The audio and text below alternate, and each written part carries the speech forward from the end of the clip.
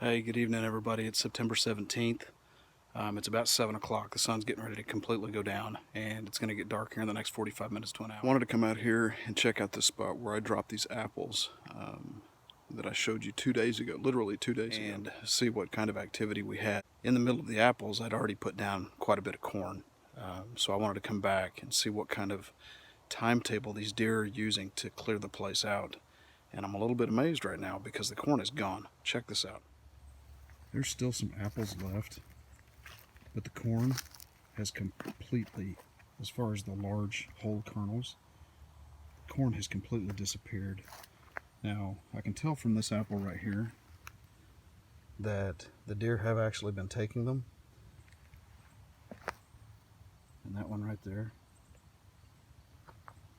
And this one right here.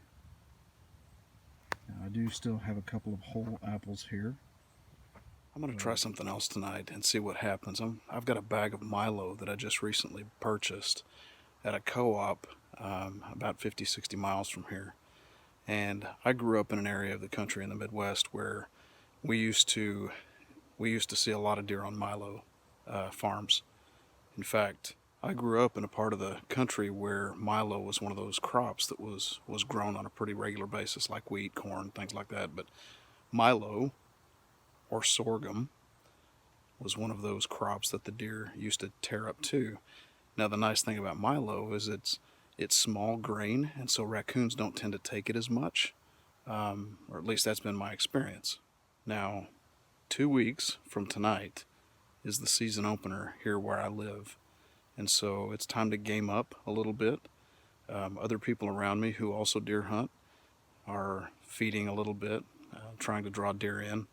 And this is where, if you're going to bring them in and if you're going to keep them, you've got to kind of step up your game a little bit.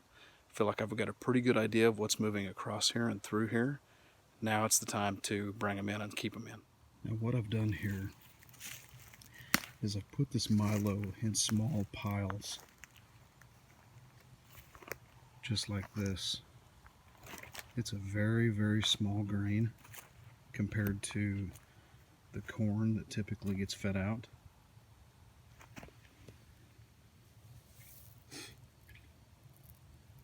But the deer love it. Now, because it's small, it's a little easier for them to get when it's piled up like this. And it'll be a good gauge of how they're hitting it too whenever I get the pictures back off the camera that's pretty close. Now I'm going to hurry up and get out of here. That right there is that tree that I've talked about in a previous video that I'm going to set up a tree stand in after I get the limbs cut out down below a little bit. But I'm going to go ahead and slip out of here as quickly as I can because I can hear something coming in from that direction, but also from that direction in front of me. And I really don't want to disturb them as they hit this pile. So I feel like I was able to slip out pretty clean, which is a good thing. I did not want to disturb anything. On a separate note, earlier today I posted up a video that was part one of a several-part video series where I'm going to talk about lunar modeling and how that affects deer movement and how you can actually plan when to be in the field based on that modeling and have a strong opportunity for success, as long as you can make the shot. Look for that video and look for part 2 coming real soon. Thank you very much for watching. You're watching Raw to Rageous. I'm Bobby. Drop a like, drop a subscribe, pass it on to your friends. Let's travel this journey together, and we'll see you next time.